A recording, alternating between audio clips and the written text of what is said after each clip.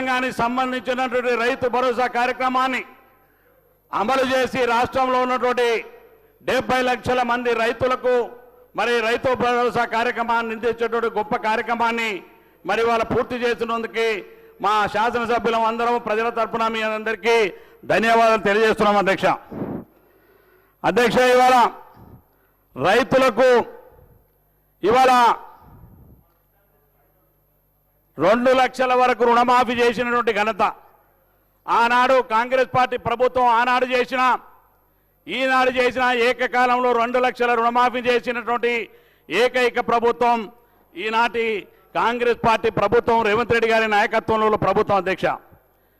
రైతుల పట్ల కానీ, మహిళల పట్ల కానీ, పేదల పట్ల కానీ ఈ ప్రభుత్వానికి ఉన్నటువంటి చిత్తశుద్ధి, ఈ ప్రభుత్వం పేదల ప్రభుత్వం, ఈ ప్రభుత్వం రైతు పక్షపాతి ప్రభుత్వం, రేవంత్ రెడ్డి గారి ప్రభుత్వం అనే విషయాన్ని దీని ద్వారా మరొకసారి మరి తెలియజేస్తున్నానని చెప్పి కూడా ఈ సందర్భంగా తెలియజేస్తున్నాను అధ్యక్ష.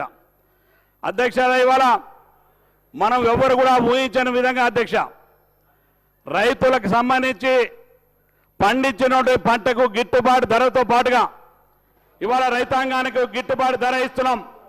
గిట్టుబాటు ధరతో పాటుగా అధ్యక్ష ఎక్కడ కూడా ఇవాళ బోనస్ ఇవ్వట్లేదు అధ్యక్ష. తెలంగాణ రాష్ట్రంలో మాత్రమే ఇవాళ రైతాంగానికి సంబంధించి మరి వరి ధాన్యం సన్న ఒడ్లు పండించినటువంటి రైతానికి ఇవాళ 500 బోనస్ ఇచ్చినటువంటి ఘనత ఈనాడు ఇవాళ ఈ ప్రభుత్వాన్ని అని చెప్పి ఈ సందర్భంగా మనం చేస్తున్నాను అధ్యక్ష. ఎందుకంటే ఇవాళ రైతులు పండించినటువంటి సన్న ఓట్లను 500 బోనస్ ఇవ్వడంతో పాటుగా